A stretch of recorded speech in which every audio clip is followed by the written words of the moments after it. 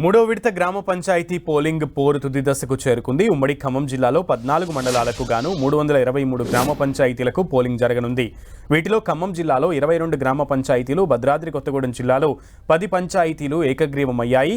ఇప్పటికే పోలింగ్ సిబ్బంది తమకు కేటాయించిన పంచాయతీలకు ఎన్నికల సామాగ్రితో వెళ్లారు.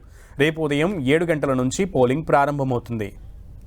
ఇక ఉమ్మడి ఖమ్మం జిల్లాలో మూడో విడత పంచాయతీ ఎన్నికల ఏర్పాట్లకు సంబంధించి మరింత సమాచారం మా ప్రతినిధి సైదులు అందిస్తారు.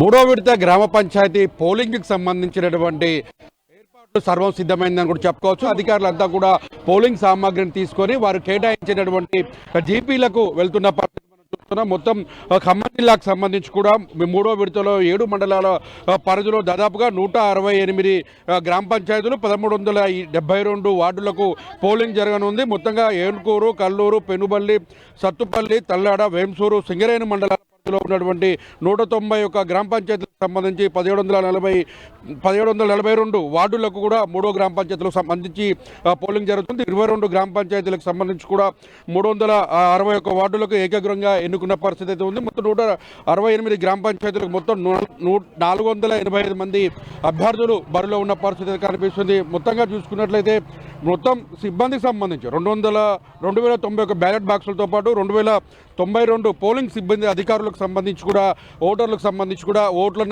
పోలింగ్ను కూడా ప్రశాంతమైన వాతావరణంలో నిర్వహించేందుకు అధికారులు మొత్తం కూడా సిద్ధం చేసిన పరిస్థితి ఉంది. పోలింగ్ ప్రక్రియకు సంబంధించి ప్రశాంతమైన వాతావరణంలో నిర్వహించేందుకు అటు అధికారులు ఇప్పటికే ఐడిఓసి ద్వారా కూడా మొత్తం వెబ్ కాస్టింగ్ ద్వారా 62 పోలింగ్ కేంద్రాలు కూడా సమస్యాత్మక పోలింగ్ కేంద్రాలుగా గుర్తించిన పరిస్థితి ఉంది. అయితే సమస్యాత్మకమైన ప్రాంతాల్లో భారీ బందోబస్తు కూడా ఏర్పాటు చేశారు. బందోబస్తుకు సంబంధించి కూడా ఎప్పటికప్పుడు వాకప్ చేస్తున్నారు. మొత్తం ఈ మూడో విడత ఇప్పుడు జరిగినటువంటి 2 విడతల గ్రామ పంచాయతీ ఎన్నికలకు సంబంధించి కూడా చాలా ప్రశాంతమైన వాతావరణంలో జరిగిన పరిస్థితి ఉంది. ఈ ప్రశాంతమైన వాతావరణానికి సంబంధించి కూడా 2-3 ఘటనల మీద ఇక్కడ చెదురుముదురు ఘటనలు జరిగిన పరిస్థితి తప్ప మిగతా మేజర్ వివాదాలు ఇక్కడ చెలరేగలేదు. ఓవరాల్ గా 2 విడతల్లో కూడా అధికార పార్టీకి సంబంధించినటువంటి అభ్యర్థులు అత్యధిక స్థానాలు కైవసం చేసుకున్న పరిస్థితి. బీఆర్ఎస్ కూడా అదే స్థాయిలో కూడా పెద్ద ఎత్తున పోటీనిచ్చిన పరిస్థితి కనిపిస్తుంది.